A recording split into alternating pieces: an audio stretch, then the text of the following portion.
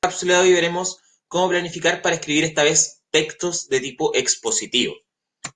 Los tipos de texto expositivo, a diferencia del argumentativo, no es el que nosotros planteamos una idea, sino un tipo de texto en el cual nosotros damos a conocer información objetiva.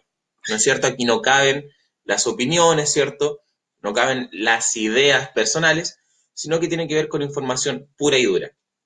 Advertencia: el propósito de este PPT es entregarte herramientas que permitan desarrollar tus habilidades como escritor. No son reglas ni pasos obligatorios. Sin embargo, los consejos de este documento pueden servirte como guía para mejorar tu comunicación tanto en el ámbito académico como en tu vida cotidiana. Esto es bastante similar a cómo nosotros escribimos un texto argumentativo. Entonces, preguntando qué es lo que nosotros sabemos ya sobre el tema, ¿cierto? La etapa del concepto. Y los mismos consejos de siempre: generar una lluvia de ideas o una estructura libre sobre el tema, perdón, una escritura libre sobre el tema, y organizar esta información en resúmenes, síntesis o esquemas según lo que les acomode. Aquí mi tema es la contaminación acústica. Entonces yo lo que sé sobre el tema es que la contaminación acústica para mí son ruidos molestos, ¿cierto? Que se miden en decibeles, que están sobre una cierta cantidad y que son emitidos por agentes externos a quienes los perciben. O sea, ¿por qué yo tomo el tema de los ruidos molestos en realidad? Porque, a ver, muchos de ustedes son jóvenes o gente de mi edad también y probablemente más de alguna vez han estado en una fiesta, ¿cierto? Que molesta a los vecinos y ahí lo que se hace generalmente es llamar a carabineros o a la autoridad, ¿cierto? Y pedir que por favor bajen la música, el ruido, el boche, ¿cierto? Y eso es más o menos lo que conocemos por la contaminación acústica. Entonces yo creo que es un tema que nos afecta a todos. Entonces yo esto lo organicé, mis ideas las organicé en este esquema, ¿cierto? En el que mezclamos altos decibeles, ruidos molestos, y que se causa por un agente externo, que en este caso seríamos nosotros provocando el ruido, y esto es lo que genera la contaminación acústica. Entonces, vamos ya a la parte del contexto. ¿Cuál es el tema? La contaminación acústica. ¿Cuál es la intención del texto? No es más que describir lo que es la contaminación acústica. ¿A quiénes les escribo? A público en general, puede ser de interés de todo tipo de público. ¿Por qué escribo? Para dar a conocer los principales inconvenientes de la contaminación acústica. ¿Cuáles son los problemas que trae? ¿Dónde escribo? En un ámbito académico. ¿Y qué tipo de texto escribir? Como vimos en algunos videos anteriores, los subtipos. Voy a escribir un texto expositivo tomando el subtipo definición-descripción.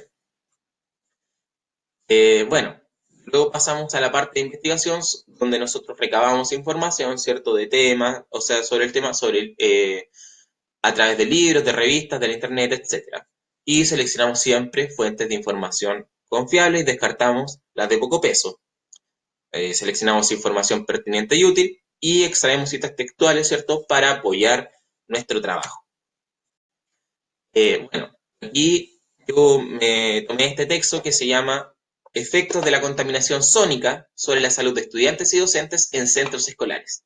Entonces la pertinencia me la da el nombre, efectos de la contaminación sónica, que tiene que ver, sónica, sonido, sobre la salud, o sea, los problemas que trae para nuestra salud, ¿cierto?, en un lugar específico que son los centros escolares. Por supuesto, el título denota la relación con el tema de investigación.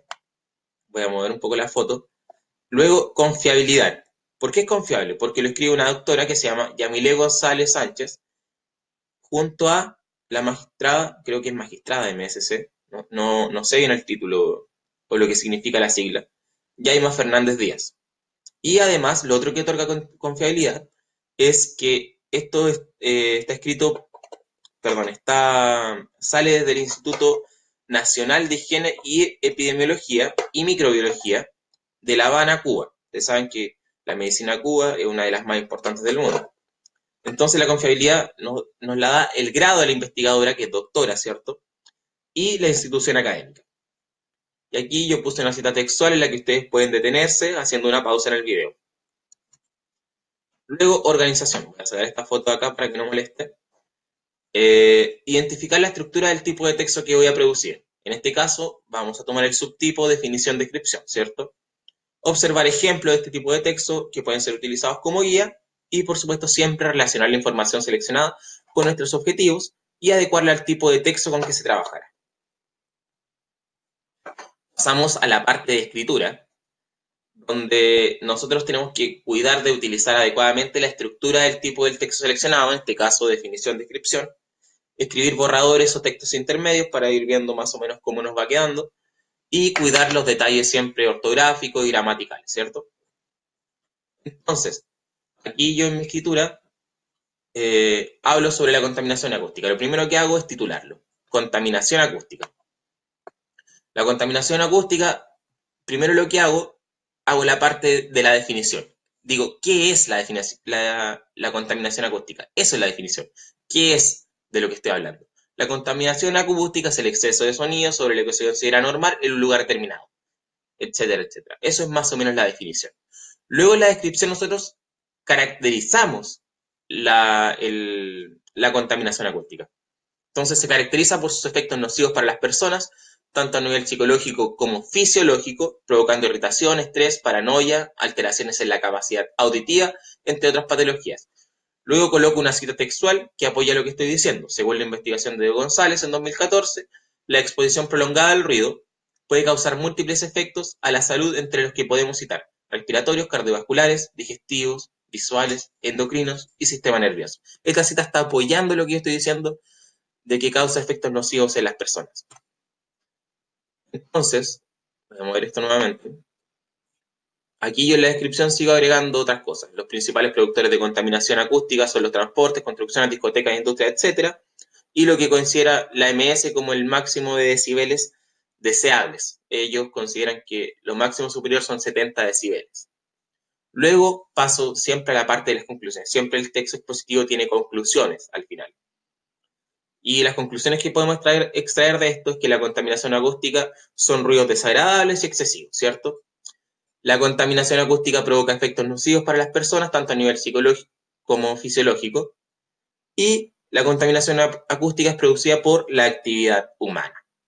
Esas son las conclusiones que nosotros podemos sacar como, de algún modo, como tipo resumen del texto expositivo que acabamos de plantear. Que por eso es una exposición bastante breve, no es un texto expositivo eh, formal para un nivel académico. Solamente esto quizás se podría considerar como el borrador del texto expositivo y de todos modos sirve a modo de ejemplo.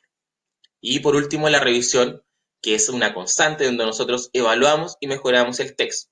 Entonces, por lo tanto, yo creo que es necesario revisar constantemente lo mismo que en el texto argumentativo, si la información que hemos extraído es pertinente al tema del texto, revisarlo de nuevo, si la estructura del texto está siendo respetada, en este caso definición, descripción, si el texto que escribimos tiene las ideas claras, si tiene coherencia o son solo ideas sin relación entre ellas, si estoy cumpliendo con lo solicitado, de acuerdo a la rúbrica entregada por el profesor o la profesora, para comprobar si es que hubiere, ¿cierto? Si es que el profesor o la profesora les entrega efectivamente un documento con el que ustedes se pueden ir guiando.